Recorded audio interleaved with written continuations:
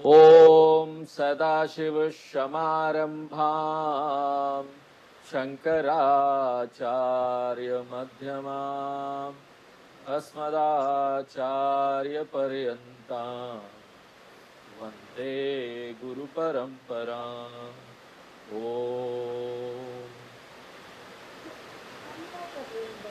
तो यहाँ पर अब शंकर भगवान पार्वती जी के प्रार्थना करने पर उनको राम कथा सुनाने जा रहे हैं। तो आगे देखते हैं हम लोग। तो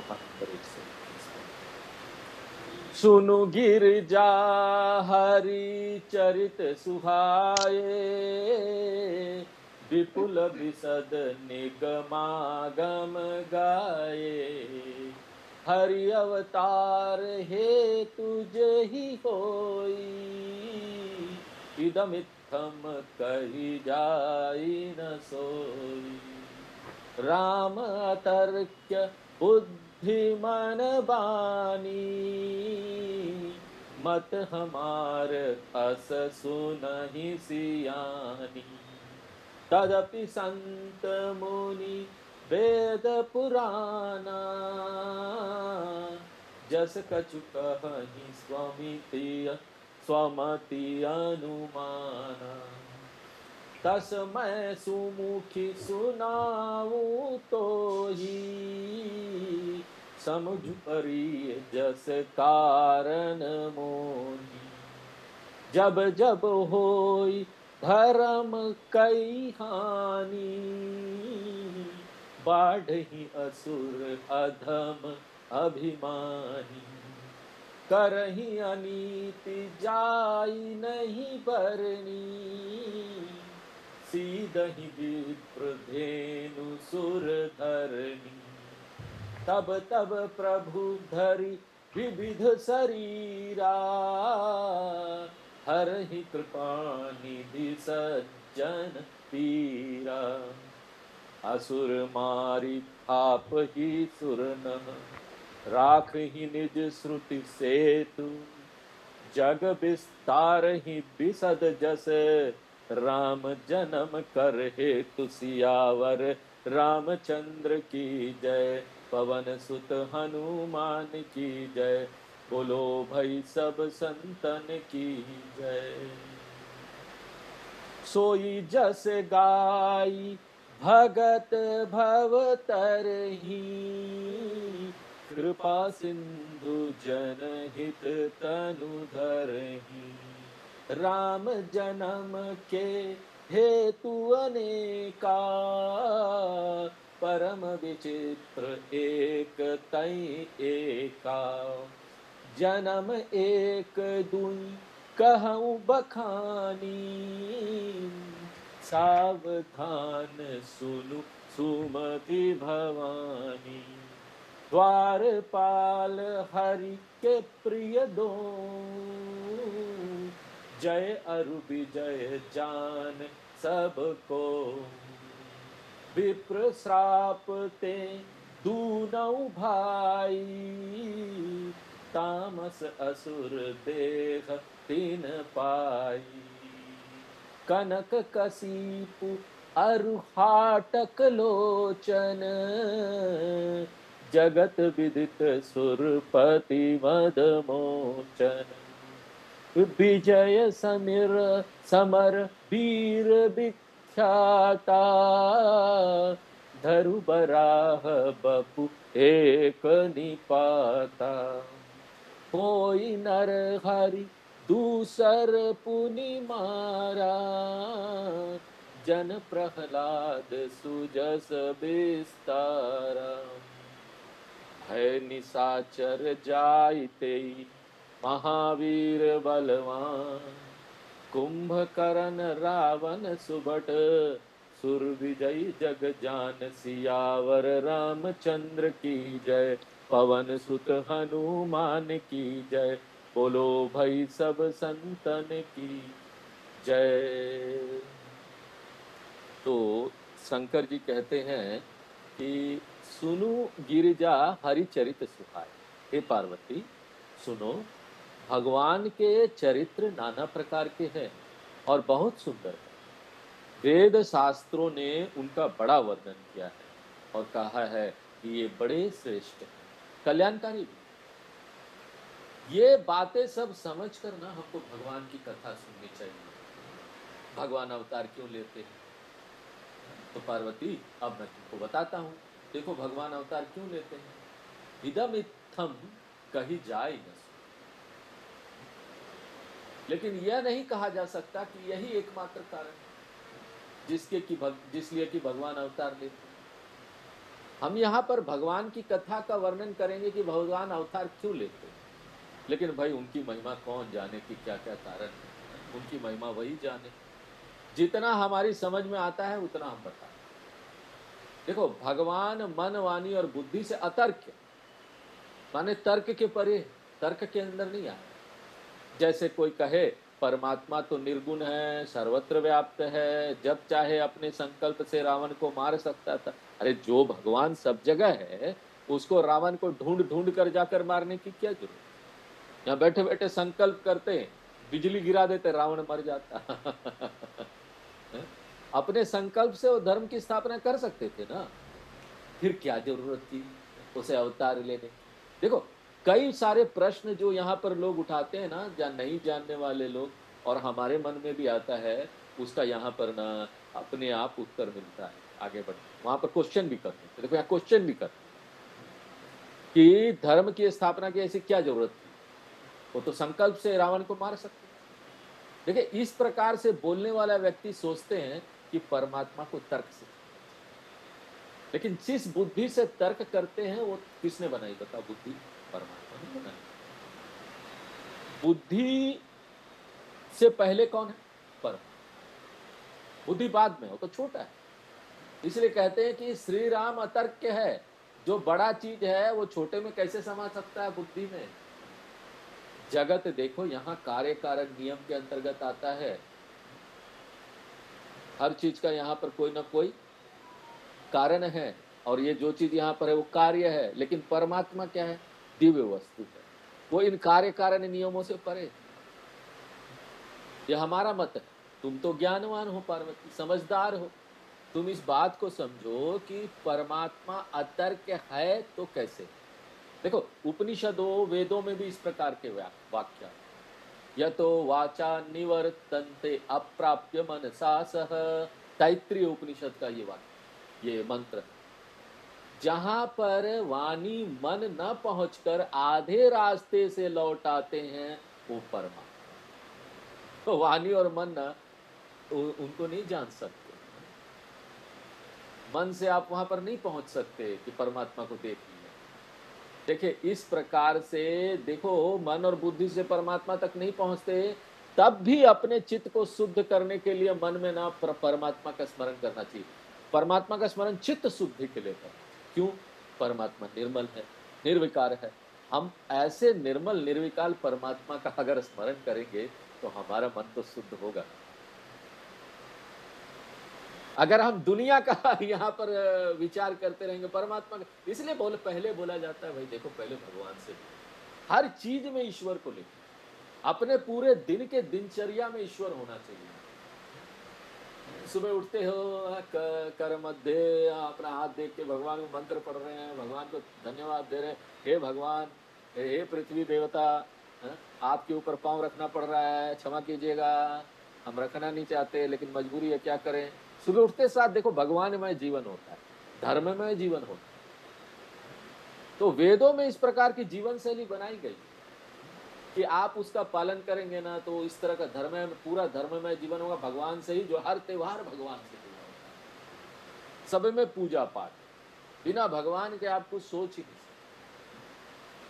पूरा दिन यही सोचते रहिए हम भगवान के लिए ही ये कार्य कर रहे हैं। भगवान से जितना जुड़ेंगे ना उनके गुण सब हमारे अंदर आएंगे। वो निर्मल निर्विकार है, हम भी निर्मल। देखिए फिर भी संतों मुनियों वेद और पुराणों ने अपने अपने अनुमान से जैसा कुछ भी वर्णन किया है, और इन सब से जैसा शंकर जी ने सुना समझा है वो बोलते हम ऐसे सुना। देखो शंकर जी भी कितने नम्र, उनको क्या नहीं पता। लेकिन देखो वो एक एग्जाम्पल यहाँ क्रिएट करना चाहते हैं। हमारे भगवान लोग भी ना एक उदाहरण सेट करना चाहते कि हर चीज में हमको विनम्र रहना चाहिए। हमको सब पता है, सर्वशक्तिमान सब, लेकिन जब तक विनम्रता नहीं आएगी तो जो ज्ञान पता है ना वो भी काम नहीं। घमंडी व्यक्ति का ना बहुत ज्ञानी होना तब भी काम नहीं। बहुत पढ़ा लिखा व्यक्ति हमने देखा बहुत घमंडी है, वो कुछ कर ही नहीं पाता। इतना पढ़ा लिखा, इतना सब कुछ है, सब जगह फेल हो जाता है। अपने ही काम सब हैंडल नहीं कर पाता। शंकर जी कहते हैं कि उसका जैसा कुछ कारण मेरी समझ में आता है वो मैं तुमको बताऊं। तो क्या बोलते हैं, जब जब होई धर्म कई हा, परमात्मा के अवतार का हेतु क्या है, कारण क्या है। जब जब धर्म की हानि होती, जब जब धर्म कर्म हो जाता है, यहाँ अधम अभिमानी लोग असुर वे बढ़ जाते हैं। जब उनकी संख्या बढ़ती है, ये लोग इतना अधर्म का आचरण करते हैं जिसका वर्णन यहाँ करते नहीं बनता। बहुत ज्यादा यहाँ पर वो अधर्म की चीजें नहीं बताने वाले हैं। अधर्म अधर्म है, उसको जब उसके ऊपर ज्यादा चिंता, हमको धर्म पे चलना है। अधर्म की तरफ मत नहीं देख।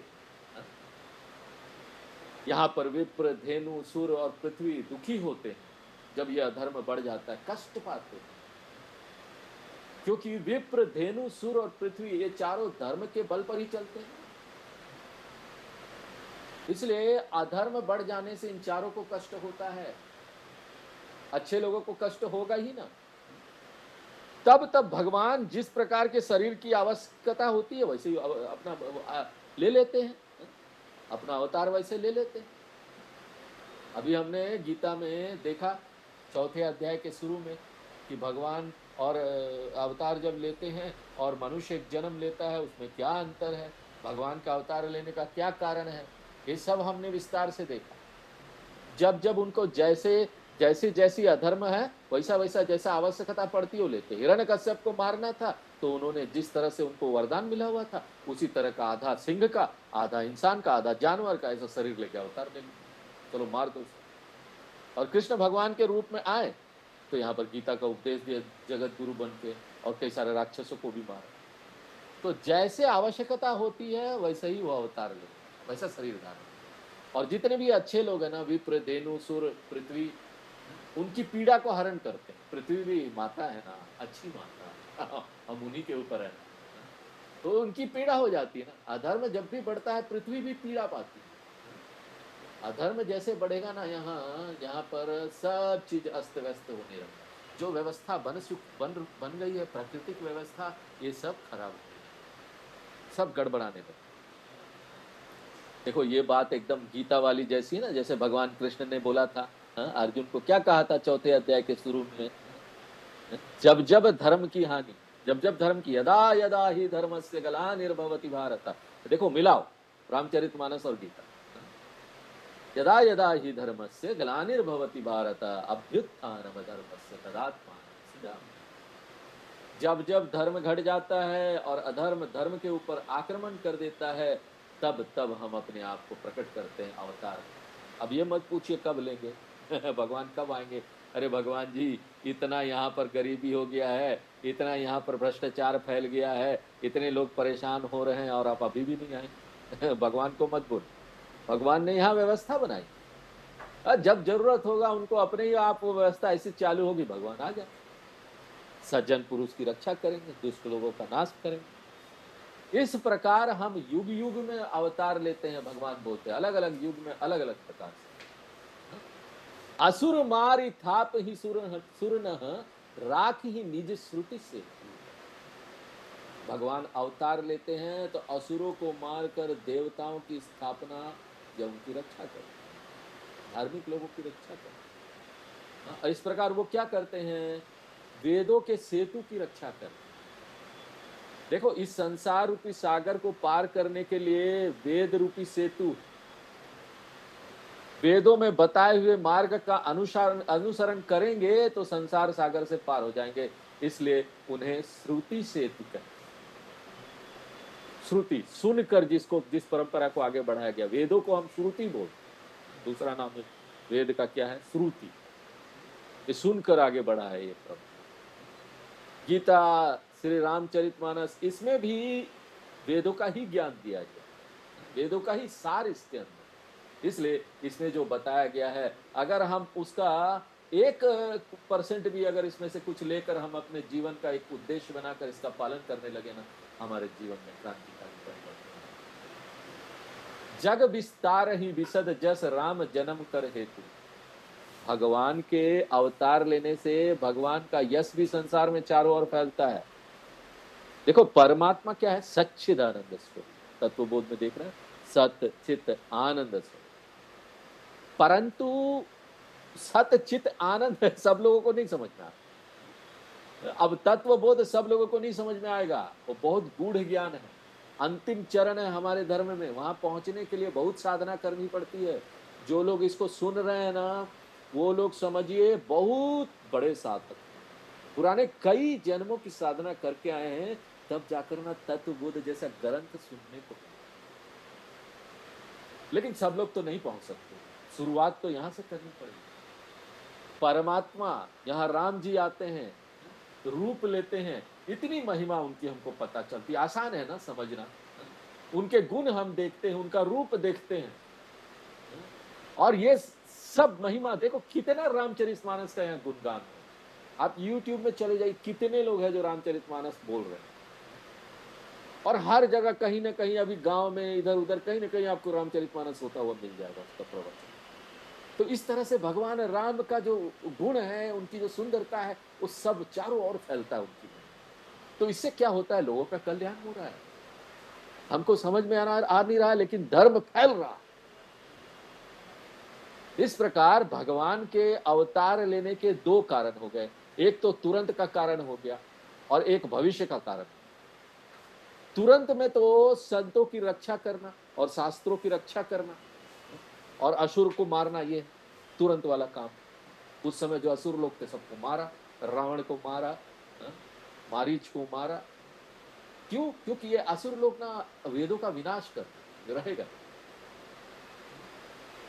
और आगे के लिए क्या उन्होंने किया, अपनी लीलाएं।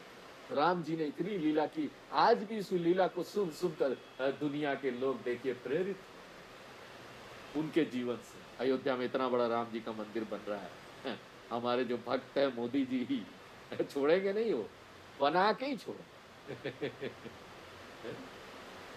महान शिव भक्त, राम भक्त, शंकराचार्य जी के महान भक्त, हमारे प्रधानमंत्री, माननीय प्रधानमंत्री मोदी। उनके कारण देखो इतना सब वो बना रहे, इतना सब कर रहे हैं, उनके कारण कितना लोग अब जानने लगे हैं अयोध्या। विश्व के मानचित्र पर अयोध्या अब आ गया, राम जी का नाम आ गया। उनकी महिमा, उनकी गुणगान, ये सब फैल रहे, सब लोग प्रेरित होते हैं। वो भी प्रेरित, उनको भी किसी ने ये कथा सुनाई थी रामचरितमानस। तो उस समय नहीं, उस समय तो ये जो भगवान ने किया, वो जो रामचरितमानस हमको, भगवान का जो लीला जो हमको मिला, वो आज भी देखो कितने बड़े बड़े लोगों को प्रेरित कर रहा है। कितने लोग धर्म के रास्ते पर चल निकले हैं रामचरितमानस पढ़। भगवान शंकर जी भगवान के अवतारों की कथा सुनाते हुए करते हैं कि इस प्रकार पीढ़ी दर पीढ़ी भगवान की लीलाओं का वर्णन जो चलता रहता है ना, वो लोक कल्याण, दुनिया में कल्याण। सोई जस गाय भगत भवतर। भगवान की उसी यश गाथा को गा गा कर भक्त लोग ना संसार सागर से पार हो जाते हैं। जो भक्त लोग भगवान की यश गाथा को गाते हैं, उनके दुर्गुण दूर होकर उसमें सद्गुण आ जाता है। अगर सत्व गुण बढ़ाना, देखो सबसे नजदीक भगवान के कौन है, जिसमें सत्व गुण सबसे ज्यादा। तरीका क्या है, रोज रोज कथा सुनो, रोज समय निकाल। देखो समय निकालना बड़ा वो बड़ी चीज है। समय निकालो नियम बन। रामचरितमानस से कुछ अर्थ नहीं पढ़ना है ना, तो कम से कम दोहा का जरूर पढ़ो। रोज एक समय निकाल के बैठ जाना है और रामचरितमानस में 3 या 4 दोहे आराम से गाना है, उसको मन में अपने बैठाने हैं। धीरे धीरे करके आपको आदत होते जाएगा, उसमें रस मिलते जाएगा, फिर आप बोलेंगे अब हमको अर्थ भी पढ़ना और समय देंगे। आप अभी आधा घंटा दे रहे थे, अभी 1.5 घंटा देना शुरू करें। क्यों? मजा आता है। जिस चीज में मजा आता है ना, व्यक्ति अपना काम नहीं, उसमें समय निकाल लेता है, बोलता नहीं है कि हमको समय नहीं है। समय नहीं, अगर कोई बोल रहा ना, समझो अभी उसकी उस चीज में दिलचस्पी नहीं, समय की बात नहीं। दिलचस्पी नहीं बढ़ी, मुमुक्षुत्व नहीं बढ़ा, मोक्ष प्राप्त करने की, भगवान से जुड़ने की इच्छा में अभी थोड़ी कमी है। भूख, भक्ति, मुक्ति, वैराग्य ये सब प्राप्त करने की इच्छा थी मुझे। देखिए बात यह है ना कि समाज में हर पीढ़ी में बच्चे, युवा वो स्वेच्छाचारी होते हैं। शुरू में कोई भी सत्वगुणी नहीं होता, बच्चे आते हैं अपनी स्वेच्छा से, जंगली तरीके। इसलिए बोलते हैं ना द्विज, द्विज क्यों बोलते हैं? पहली बार जब जन्म होता है ना, वैसे तो जो बहुत कट्टर लोग है ना हिंदू में, वो जाति उती ढूंढते रहते हैं, मैं ब्राह्मण गुरु के पास ही जाऊंगा ब्राह्मण नहीं है तो नहीं जाऊंगा। जाति का ब्राह्मण नहीं है क्या? वैसे तो वो लोग, उन लोगों के पास जाइएगा ना, उन लोग की व्याख्या क्या है कि वेद को ना ब्राह्मण और क्षत्रिय जो जाति से वही पढ़ सकते हैं, आप नहीं पढ़ सकते। अरे भैया वेदों के मर्म को समझो, वेदों में जो बताया गया उसके मर्म को समझो। हमारे अंदर गुण, भगवान बार बार बोल रहे, चातुर्वर्ण्यम मया सृष्टम, मैंने बनाया इसको 4 वर्ण को। गुण कर्म, गुण और कर्म कर्म इसका आधारित, गुण से गुण के आधार पर। जिसका गुण इतना अधिक बढ़ गया सत्वगुण, उसको वेद पढ़ने से कौन रोक सकता है बच्चा?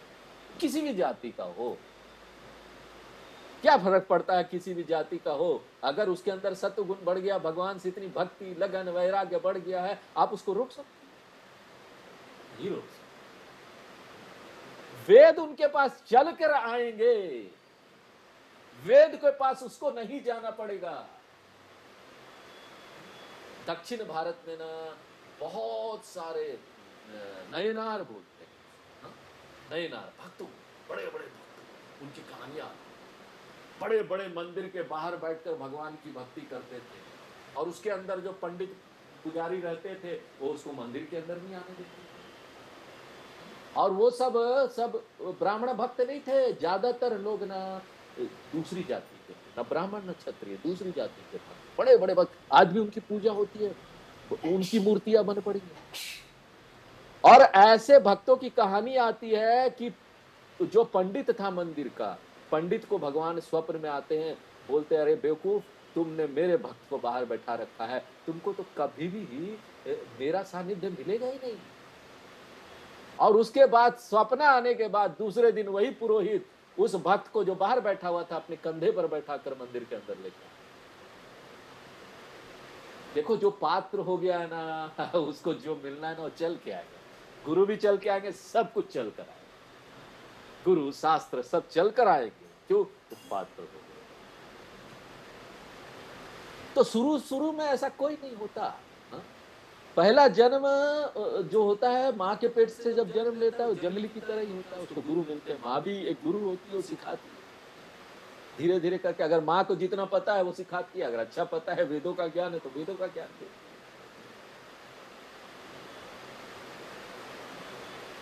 देखिए शुरू में बच्चों का मनमानी करने का, गलत चीजों में भागने का उनका स्वभाव होता है।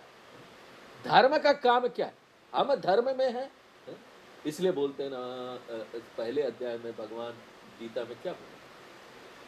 भगवान ने गीता में जब अर्जुन गीता में बोल रहा था ये सब क्या बोल रहा था? भगवान को बार बार इतना सब लेक्चर सुनाया पहले अध्याय में गीता में क्या लेक्चर सुनाया? अरे लेक्चर यही सुनाया कि भैया देखिए भगवान जी यहाँ पर युद्ध होगा, मैं युद्ध नहीं करूंगा, और तर्क दे रहा था, अच्छे अच्छे तर्क दे रहा था, कई तर्क तो बड़े अच्छे थे। बोल रहा था कि देखिए यहाँ युद्ध होगा ना तो घर की जो मुखिया है वो मर जाए, यानी जो आदमी लोग युद्ध करने हैं मर जाएंगे, मर जाएंगे तो जो लेडीज है वो अनाथ हो जाएगी, क्योंकि घर का कमाने वाला मेंबर चला गया। और उसके बाद उनके जो बच्चे होंगे उनको भी संस्कार नहीं मिलेगा, और जो बच्चियां होगी छोटी बच्ची, जब उनको संस्कार नहीं मिलेगा बड़ा होकर वही माँ बनेगी ना। अब जब माँ ऐसी बनेगी जिसके पास संस्कार ही नहीं है तो अपने बच्चों को क्या संस्कार देगी? इसलिए पूरा समाज भ्रष्ट हो गया। अर्जुन ये तर्क दे रहा है, कुलस्त्रय प्रणश्यन्ति कुल धर्म सनातन।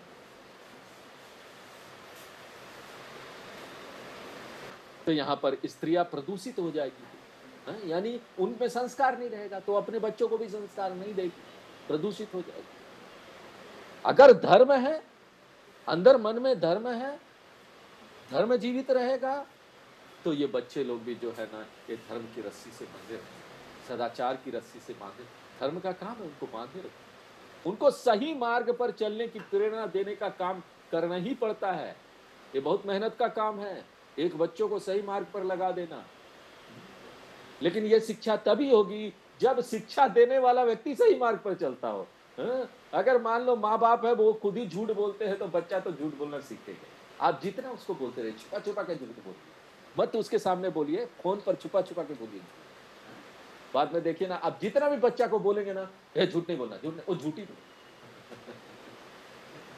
हमको खुद उस मार्ग पर चलना चाहिए, तभी जाकर ना हम दूसरों को भी ये शिक्षा दे सकते हैं। एक इसमें कहानी आती है, एक बाबा जी, वो बाबा जी के पास एक माँ अपने बच्चे को लेके आई और बाबा जी को बोलने लगी, बाबा जी मेरा छोटा बच्चा है ना, बहुत गुड़ खाता है, हम क्या करें, बहुत गुड़ खाता है, हम इसको इतना मना करते छोड़ते।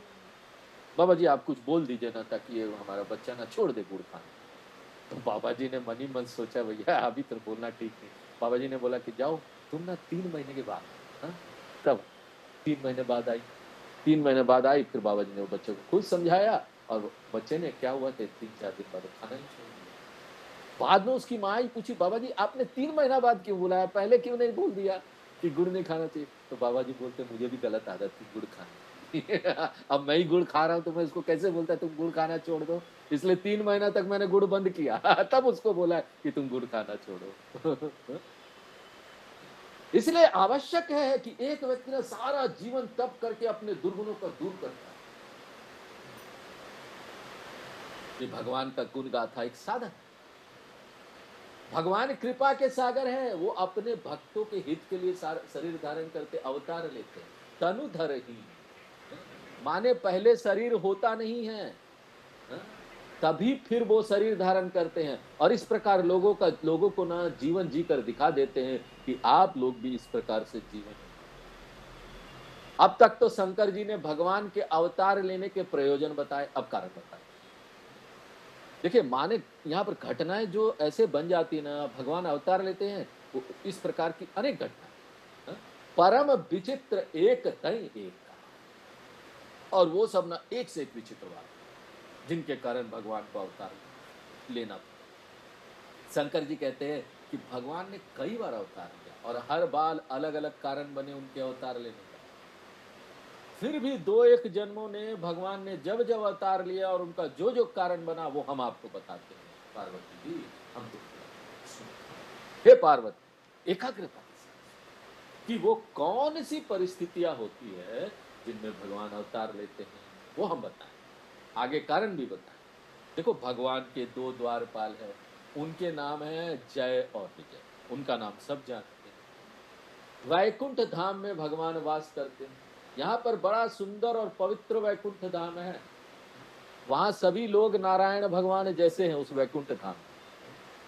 पुराणों के अनुसार वैकुंठ धाम में 5 ड्योढ़ियां सीढ़ियां, एक स्टेप, 2 स्टेप, 5 स्टेप। एक ड्योढ़ी पर जय विजय नाम के 2 द्वारपाल हैं जो भगवान के द्वार पर खड़े हैं। एक बार क्या हुआ, चारों जो सनक आदिक भाई थे ना, ब्रह्मा के 4 पुत्र, उन्होंने वो सन्यासी पुत्र जो सन्यासी हो गए बचपन से सब जगह वेदों का गुणगान सब कर रहे हैं, इधर उधर गुणगान, क्या नाम है उनका, सनक, सनंदन, सनातन व सनत। अभी जो हमारे ब्रिटेन के प्रधानमंत्री बने हैं, कौन बने पता तो, एक भारतीय मूल के निवासी, अंग्रेजों का लीडर हो गया, वही अंग्रेज जो 200 साल तक इस भारत पर राज्य किया उन्होंने। आज देखिए ब्रिटेन में क्या, ऋषि सुनक नाम है। क्या मालूम है वो नाम क्या है?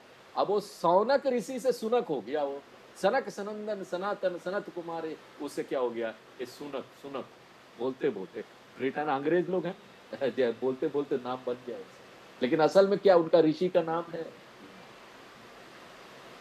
सही में ऋषि। तो भगवान से देखिए, ये लोग जब सनक आदिक भाई भगवान से मिलने आए, जब भीतर जाने लगे तो जय विजय ने उनका रास्ता, सनत कुमारों ने देखा कि बड़ा घमंड कर रहे हैं द्वारपाल, तो बड़ा अभिमान आ गया है, ये अभिमान के कारण हमको रोक रहे हैं। उन्होंने जय विजय को स्थापित कि अभिमानी होने के कारण तुम वैकुंठ में रहने योग्य नहीं हो, तुम्हें तो असुर होना चाहिए, अब तुम असुर होगा। अब जय विजय प्रार्थना करने लगे और भगवान भी आ गए। भगवान ने सनत कुमारों को, वो ऋषि लोग थे, भगवान अंदर ले गए, भीतर ले गए। जय विजय ने बड़े आर्त होकर भगवान से प्रार्थना की कि तब भगवान ने उन्हें वरदान किया कि जब तुम असुर होगे तो हम भी अवतार लेकर आएंगे और तुम्हें मारेंगे, तब तुम्हें फिर से देव स्वरूप प्राप्त हो जाएगा। इस प्रकार हम तुम्हारा उद्धार। सनत कुमारों के श्राप के कारण जय विजय को 3 बार असुर बनना पड़ा और भगवान को इनके उद्धार के लिए 4-4 बार अवतार। कनक कशिपु अरु हाटक लोचन। हिरण्यकश्यप माने सोने के पलंग पर सोने वाला, अर्थात जो धन ही इकट्ठा करे उसी पर सोए वह हिरण्यकश्यप को। हाटक लोचन या हिरण्याक्ष माने सोने की आंख वाला, जिसे धन ही मूल्यवान दिखाई। कई लोग होते ना धन को ही सब कुछ समझते हैं, धन ही सब कुछ है। अरे धन उपयोग की वस्तु है, थोड़ा चाहिए, रोटी कपड़ा मकान के लिए चाहिए, लेकिन यहाँ पर हमारे शास्त्र धन को महत्व नहीं देते हैं। अभी हम लोग संस्कृत की किताब एक पढ़ रहे थे कल। अब निवृत्ति जी तर्क उसमें धन की इतनी महिमा लिखी हुई है कि पूछिए मत। बच्चों को बताने के लिए वो किताब है, ताकि बच्चे जो है धन कमाने के लिए प्रेरित हो। अगर धन नहीं होगा तो समाज में विकास भी नहीं होगा। तो ऐसे धन के बारे में उसमें बताया गया है कि कोई पढ़े ना तो सही में डर जाए कि बिना धन का तो यहाँ कुछ होगा ही। लेकिन यहाँ पर धन मूल्यवान नहीं है, गुण मूल्य। संदर्भ में अलग बातें बताई जाए, वो संदर्भ वहां पर बच्चों को बताने का, छोटे बच्चे को 5-6 क्लास में 7 क्लास में जो है, तो वैसे ही वहां दिया हुआ है कि धन धन गुण नहीं धन। अगर धनवान है और कोई गुणवान सामने है, वो दरिद्र है तो उसको सब उपेक्षा कर देते, देखता भी नहीं है।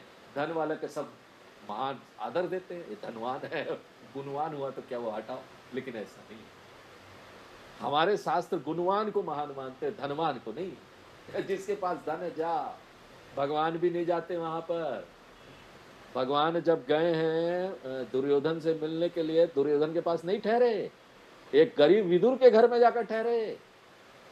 रूखी सूखी रोटी खा लिया लेकिन मजा में थे, आनंद में थे। भगवान बोले देखो भाई जो भक्त है उसी के घर। क्या मैं दुर्योधन जैसे भ्रष्टाचारी व्यक्ति के, अधर्मी व्यक्ति के घर में क्यों? मुझे ये सब नहीं चाहिए, मुझे ये सब बड़ी बड़ी लग्जरी वाली चीजें, अच्छे पलंग होना चाहिए, गाड़ी उसी के घर में जाऊं, 5 स्टार होटल होगा, नहीं 5 स्टार होटल होगा तभी जाऊं, ऐसा नहीं है। भगवान ऐसा नहीं मानते। वो तो बेचारे बोलते हैं पत्ता भी दे दो ना, अगर तुम्हारे पास कुछ नहीं है ना, भावना से मुझे पत्ता भी चढ़ा दो ना तो मैं उसको स्वीकार करूंगा। पत्ता तो मिल जाएगा ना, पेड़ हर जगह है। पत्ता चढ़ाओ और पानी चढ़ा दो, जल चढ़ा दो, कुछ नहीं है, पैसे नहीं। अंदर की भावना और गुण वो महान, हमारे शास्त्र उसी को महान मानते हैं। ये सब जो धन को महान मानता ना, वो लोग ये राक्षस की तरह है। खाली धन धन धन, पूरा दिन रात राक्षस हो क्या? धन का पीछा नहीं छोड़ते हो? अरे क्या भ्रष्टाचारी, लोलुप, कामी, क्रोधी, अरे तो पूरा संसार में डूबे हुए हो। जब देखो धन, सारा समय। शाम को आते हो फ्री होके, ये नहीं कि थोड़ा सा 6 बजे के बाद ऑफिस से आए हो, आधा घंटा गीता पढ़ लो, रामचरितमानस पढ़ लो, नहीं, उस समय भी सोचेंगे इस समय का कैसे उपयोग करके कुछ कमाया जाए। फोन से इधर उधर बात करें, कहा और थोड़ा कमा सकते, 1 घंटा लगा के। तो ऐसे जो लोग होते हैं ना, वो जीवन ही ऐसा राक्षसों वाला जीवन दिखा। इसलिए हमको ना ऐसे आसुरी स्वभाव से बचना चाहिए। हमारे पास धन है, ठीक है, धन का घमंड मत करो, उसका उपयोग करना है, और क्या। ऐसे भी आपका धन नहीं है जो आपके पास है, आपको पता है। आपके पास जो धन आया, कितने लोगों का उसमें हाथ है। कितने लोग मेहनत किए हैं तो वो आपके पास वो धन आया, आपने उसका हक दिया क्या? इसलिए धन का नहीं। तो ये दोनों जो असुर भाई थे ना, तो कौन? हिरण्यकश्यप और हिरण्याक्ष, ये दोनों भाई थे। बड़ा छोटा भाई हिरण्याक्ष छोटा भाई था, हिरण्यकश्यप बड़ा भाई। इतने शक्तिशाली हो गए कि इंद्र की शक्ति को भी चुनौती देते, चल हम चुनौती देते। अब इंद्र भी उससे हार गए। अब जब इंद्र हार गए तो धर्म की हानि हो रही है, भगवान का अवतार लेना पड़ा। ये दोनों असुर शक्तिशाली होकर इतने प्रसिद्ध हो गए कि ये कहीं हारते नहीं थे। तब भगवान ने सूकर का रूप धारण किया, वराह रूप। वराह रूपेण ये विष्णु, वराह का रूप था। और इनमें से एक हिरण्याक्ष को मारा और दूसरे हिरण्यकश्यप को किसने मारा? नृसिंह अवतार, आधा जानवर आधा सिंह का अवतार लेकर मारा। एक को वराह अवतार लेके मार दिया, एक नृसिंह अवतार। दोनों हिरण्याक्ष और हिरण्यकश्यप दोनों भाई थे, बड़ा छोटा। हिरण्यकश्यप का पुत्र प्रहलाद भगवान का भक्त था। हिरण्यकश्यप ने उसे भगवान से दूर करने की बड़ी कोशिश की, किंतु वो माना नहीं। वो भक्त था, पुराने जन्म का इतना साधना किया, वो कहाँ माने। जो व्यक्ति इतना साधना, वो कुछ किसी के बोलने से मानने वाला नहीं, उसको मालूम है ना यही रास्ता सही, भगवान के पास जाने वाला जो रास्ता वही सही है। तब हिरण्यकश्यप ने प्रहलाद को मारने की सोची। हिरण्यकश्यप की बहन होलिका निशाचरी को वरदान था कि आग में जल नहीं सकती, इसलिए प्रहलाद को मारने की योजना के अनुसार होलिका प्रहलाद को गोद में लेकर ना अग्नि में बैठ गई, क्योंकि वो तो जलेगी नहीं। परंतु भगवान ने अपने भक्त की रक्षा की और होलिका स्वयं अग्नि में गई। इसलिए आज के हर युग में हर वर्ष होली जलाई जाती है। होलिका इसलिए जलाई जाती है जो इस बात का प्रतीक है कि हम अपने भीतर की निशाचरी वृत्तियों को जला दें। जब होलिका जलाते हैं ना, उस समय सोचना चाहिए अंदर है कुछ काम क्रोध मद लोभ मोह मात्सर, निशाचरी वृत्तियां है ये सब, इसको नष्ट कर दीजिए। तो भगवान ने नृसिंह अवतार लेकर हिरण्यकश्यप को मारा। जन प्रहलाद सुजस विस्तारा, इस प्रकार से भगवान ने अपने भक्त प्रहलाद का यश बताया। भय निशाचर जाई तेई महावीर बलवान, वही हिरण्याक्ष और हिरण्यकश्यप बाद में जाकर बड़े भारी राक्षस कुंभकर्ण और रावण बने। यही लोग फिर से बने, क्योंकि 3 बार का वरदान था। 3 बार तुम लोग वरदान नहीं था, श्राप दिया था ना, 3 बार तुम असुर हो। एक बार तो हो गया, अब दूसरी बार रावण और कुंभकर्ण। और इन्होंने देवताओं पर विजय प्राप्त कर ली थी, उन्हें कष्ट दे रहे थे। सारे जगत में प्रसिद्ध है कि रावण का सबसे अधिक विरोध देवता और देवी स्वभाव वाले से था। आगे देखते क्या बोलते, आगे का हुआ पढ़ते। मुकुत न भये हते भगवाना, तीन जन्म द्विज बचन प्रवाना, एक बार तिन्ह के हित लागी, धरे उ शरीर भगत अनुरागी। कश्यप अदिति कहाँ पितु माता, दशरथ कौशल्या विख्याता, एक कलप एहि विधि अवतारा, चरित पवित्र किए संसारा, एक कलप सुर देखी दुखारे, समर जलंधर सन सब हारे, शंभु कीन संग्राम अपारा, धनुज महाबल मरई न मारा, परम सती असुराधिप नारी, तेहि बलताही न जित ही पुरारी, छल करि तारे उतासु व्रत प्रभु सुर कारज की, जब तेहि जाने मरम तप, श्राप कोप करि दीन सियावर रामचंद्र की जय, पवन सुत हनुमान की जय, बोलो भई सब संतन की जय। तासु श्राप हरि दीन ध प्रमाना, कौतुक निधि कृपाल भगवान, तहाँ जलंधर रावण भयऊ, रनहति राम परम पद दयऊ, एक जन्म कर कारण एहा, जेहि लगी राम धरी नर देहा, प्रति अवतार कथा प्रभु केरी, सुनु मुनि परनि कबिन्न घनेरी, नारद श्राप दीन एक बारा, कलप एक ते ही लगी अवतारा। गिरिजा चकित भई सुनी बानी, नारद विष्णु भगत पुनि ज्ञानी।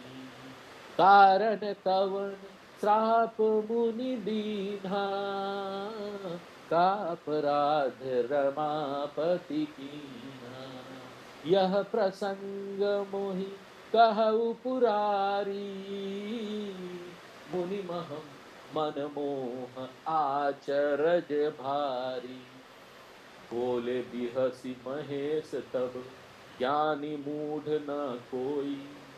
जेहि जस रघुपति करहि जब, सो तस तेहि छन होय। कहु राम गुण गात, हरद्वाज सादर सुनहु। हौ वंचन रघुनाथ, भजु तुलसी तजि मान पद। सियावर रामचंद्र की जय, पवन सुत हनुमान की जय। बोलो भाई सब संतन की जय। इस प्रकार से हिरण्याक्ष और हिरण्यकश्यप को भगवान ने, परंतु ये फिर भी मुक्त नहीं, क्योंकि सनत कुमारों ने जय विजय को श्राप दिया कि तुम 3 बार असुर रूप में जन्म लोगे और हर बार भगवान तुम्हारा उद्धार करेंगे। इसी कारण से दूसरे जन्म में भी ये लोग ना रावण कुंभकर्ण बने और भगवान के हाथों मरने पर भी मुक्त नहीं हुए, क्योंकि अभी तीसरा जन्म भी लेना है। तीसरे जन्म में कंस शिशुपाल हुए, तब भगवान कृष्ण के हाथों मरने पर वो मुक्त हुए। तो 3 बार वो असुर, तो इस बार भगवान को बार बार अवतार लेना पड़ा इसके लिए। तो इस प्रकार तो एक बार की ये कथा हुई। भक्तों पर कृपा करने वाले भगवान ने इस प्रकार से शरीर धारण किया। देखो जय विजय के लिए कितना किया, अपने भक्तों के लिए क्या क्या करते हैं। भगवान ने सनत कुमारों पर भी कृपा की, उनको उनके सांप को झूठा नहीं होने दिया। उन्होंने श्राप दिया था, उनके श्राप का मान रखा। फिर जय विजय भी भगवान के भक्त, उनको मारकर उनका आसुरी रूप नष्ट कर उनको उन पर कृपा। कश्यप और अदिति दशरथ और कौशल्या के रूप में भगवान के पिता और माता बने। माने जिस कल्प में जय विजय रावण कुंभकर्ण बनकर आए थे, उस कल्प में दशरथ और कौशल्या पूर्व जन्म के कश्यप और अदिति। किसी कल्प में मनु शत्रुपा, दशरथ कौशल्या बनते। कल्प कल्प में कथा का रूप बदल जाता। भगवान ने इस प्रकार संसार में आकर के पवित्र चरित्र। दूसरा अर्थ यह भी है कि भगवान के चरित्रों से संसार ही पवित्र हो गया, क्योंकि असुरों को भगवान ने मार दिया, अच्छे पवित्र लोग ही बचे। इस प्रकार सारा संसार पवित्र। एक कल्प में देखा कि देवता लोग दुखी हैं तथा समर जलंधर सन सभा, जलंधर से सब युद्ध हार गए। शंभु कीन संग्राम अपार, शंकर जी को हजारों वर्ष जलंधर से वो युद्ध करते गए, लेकिन शंकर जी के मारे ही वो नहीं मार पाए। भयानक था जलंधर। इस विषय में पुराणों में कथा आती है कि जलंधर नाम का एक राक्षस था, उसकी पत्नी का नाम था तुलसी। वो बड़ी पतिव्रता थी। जैसे मंदोदरी निशाचर वंश के होने पर भी बड़े शांत स्वभाव, भगवान की भक्त और ज्ञानवान थी, ऐसे जलंधर की पत्नी भी बड़ी साध्वी थी। अपनी पत्नी के पुण्य के कारण से जलंधर निशाचर होते हुए भी किसी से हारता ही नहीं था। देखो पत्नी पतिव्रता थी, वो धर्म में थी, इसलिए वो नहीं हारता। अब राक्षसों का भी नहीं है, मरता ही नहीं।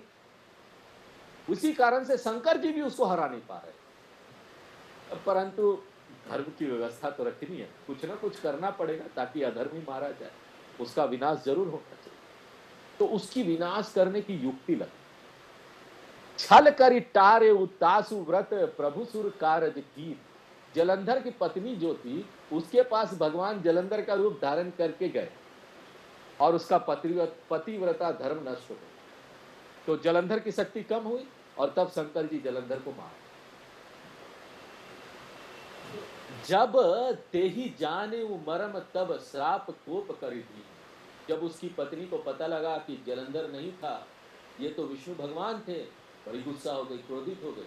ये सब बात जानकर कि ये विष्णु भगवान ने हमको ठग लिया, भगवान को श्राप दे दिया। देखो ये भगवान को भी ये लोग श्राप दे सकते, पतिव्रता स्त्री। आगे देखेंगे कि जलंधर ही अगले जन्म में रावण बना और उसकी पतिव्रता पत्नी तुलसी ही उसकी पत्नी मंदोदरी बनी। इस प्रकार से शास्त्र बताते हैं कि जीवन की तो लंबी श्रृंखला है। हम आगे के जीवन के लिए हमको सावधान हो जाना चाहिए। हम किस प्रकार का कर्म कर रहे हैं। अच्छा कर्म करेंगे, अच्छा जीवन मिलेगा।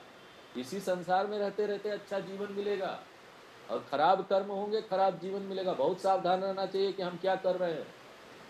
भगवान शंकर जी पार्वती जी को कथा सुना रहे, कहते हैं तासु श्राप हरि दीन प्रमाणा। उसके श्राप को तो भगवान ने भी पूरा किया। भगवान कौतिक निधि है और कृपालु भी है। सोचो, वो भगवान को श्राप दिया, भगवान बोले कोई बात नहीं, एक्सेप्टेड, स्वीकार है। जो धर्म है भगवान उसको स्वीकार करते हैं बड़े आसानी से, अगर उनको भी ना कष्ट सहना पड़े। धर्म देखो कितना बड़ा है। भगवान धर्म को अपने आप से भी बड़ा बोलते हैं, मुझे भी कष्ट सहना पड़ेगा भगवान धर्म को रखने के लिए, मैं सह लूंगा। किसी ने श्राप दिया, धर्म की मर्यादा रखने के लिए, वो पतिव्रता स्त्री की श्राप को भी मैं सह लूंगा। सर्वेश्वर है, शक्तिमान है, अन्य लोगों के ऊपर कृपा करते हैं। देखिए, माया ने ये सृष्टि बनाई, परंतु इसमें विचित्र विचित्र कौतुक की बात, इस संसार में कोई अहंकार करे तो मूर्खता है। बेटा क्यों अहंकार कर रहे हो? बहुत बड़ा संसार है, माया से चल रहा, क्या कब होगा बोला नहीं जा सकता। परमात्मा ने कौतुक में ही सृष्टि की रचना की। और जो ये तुलसी ने श्राप दे दिया, तो भगवान ने ये तुलसी का वृंदा नाम को, वृंदा के श्राप को भी स्वीकार कर, और उसके कारण से भगवान ने राम का अवतार।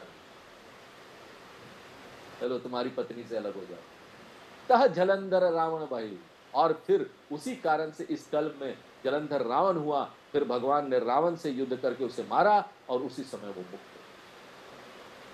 इस रामचरित की कथा में जो रावण है ना, उसे जब भगवान मारते हैं तो उसका जो प्रकाश शरीर से निकलकर भगवान के मुख में प्रवेश करता है, और वो मुक्त। इस कथा का रावण वह नहीं है जो कि कंस और शिशुपाल बन। अगर वह होता तो बात यहां ना आती कि रावण मुक्त हो गया, उसको और आगे जन्म लेना है। लेकिन इस कथा में नहीं।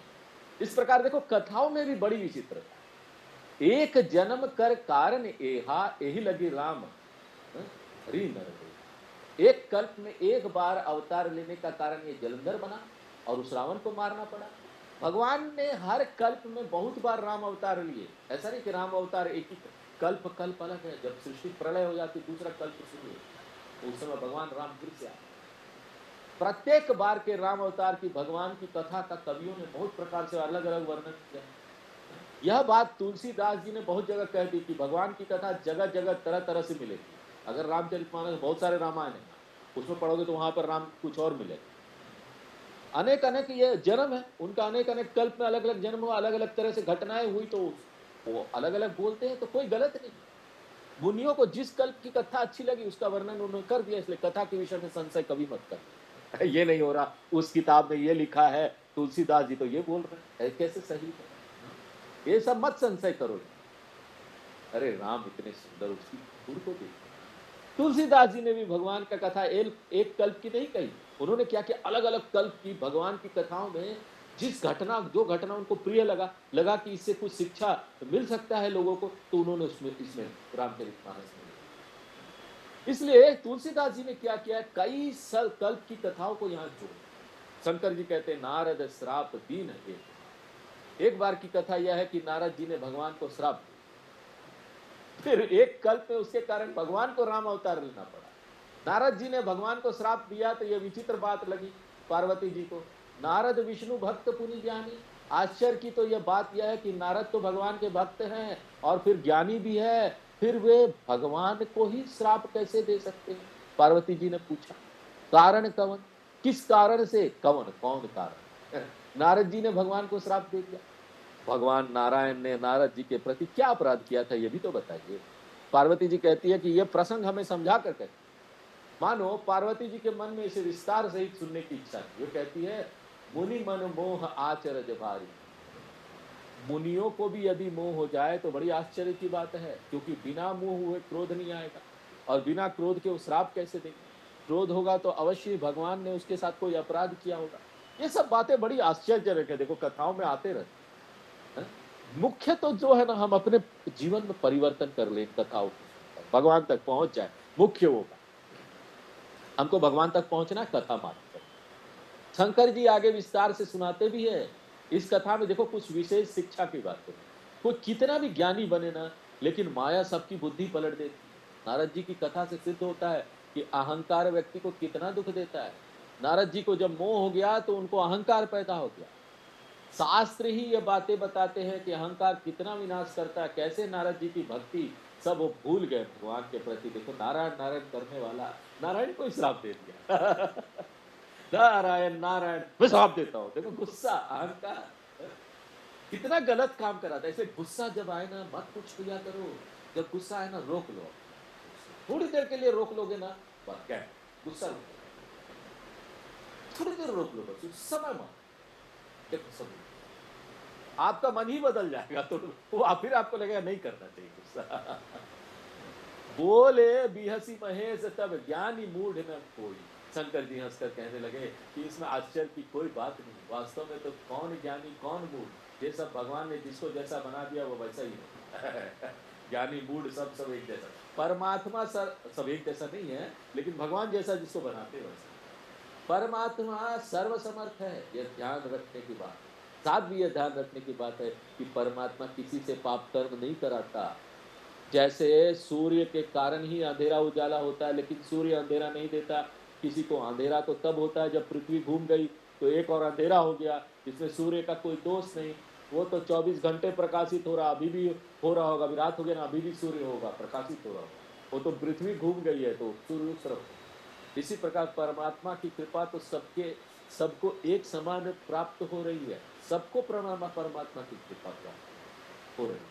लेकिन माया का चक्र घूमता रहा। कभी कभी माया ऐसे चलती है कि ज्ञान का प्रकाश लुप्त हो जाता है, माया एकदम बुद्धि उल्टा कर देती। देखिए यहाँ जब बोलते ना माया ऐसी चलती है कि ज्ञान का प्रकाश लुप्त हो जाता है, यहाँ आत्मज्ञान की बात नहीं कर, यहाँ लौकिक ज्ञान की बात कर। कई लोगों को लौकिक ज्ञान का अहंकार हो जाता है ना, तो वो क्या होता है माया उसको घुमा देती, ज्यादा अहंकार हो गया तुम्हारा ज्ञान नहीं। लेकिन एक बार जब आत्मज्ञान हो जाता है, ज्ञानी हो जाते हैं ना, तब माया भी कुछ नहीं कर सकती है? क्योंकि जिस व्यक्ति को दिख गया यहाँ सब मिथ्या, उसको माया क्या करे। इसलिए एक बार ज्ञानी हो जाओ फिर माया भी कुछ नहीं बिगाड़ पाए, ठीक है। तो एक और तो बता दिया कि भगवान सर्वसमर्थ है, वे ही किसी को ज्ञानी बना देते हैं, किसी को मूढ़, और दूसरी ओर कहते हैं कि जीव स्वयं अज्ञान में पड़ता है, भगवान किसी को क्या अज्ञान में डाले। ऐसे में सूक्ष्म विचार के द्वारा दोनों तरह की बातों में हमको समन्वय बैठना, ये सब जब विचार करेंगे ना तभी ये सब बातें आती है, तब सोचना पड़ता है कैसे इसका समन्वय करें। अब तुलसीदास जी याद दिला देते हैं कि याजवल्क जी भरद्वाज जी को कथा सुना। याजवल्क जी कहते हैं कि हे भरद्वाज आदर पूर्वक सुनो, हम भगवान की गुणगाथा सुना रहे हैं। माने शंकर जी पार्वती जी को जो नारद जी के मोह की कथा सुना रहे हैं, उसे ही भगवान की ही कथा जानकर आदर पूर्वक। भव भंजन रघुनाथ भजू तुलसी तजी मन मान मद। भगवान राम भवभंजन है। भगवान ने नारद जी को नारद जी का संसार चक्र समाप्त कर, नारद जी का मोह दूर कर, ऐसे भगवान का भजन करना चाहिए।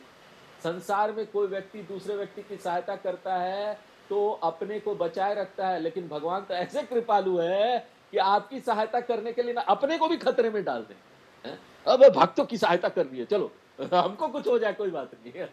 अपने को भी खतरे में डाल। इसलिए अहंकार को छोड़कर भगवान की कथा को एकाग्रता पूर्वक ध्यान से सुने। पूर्णमद पूर्णमिदं पूर्णात् पूर्णमुदच्यते पूर्णस्य पूर्णमादाय पूर्णमेवावशिष्यते। ओम शांति।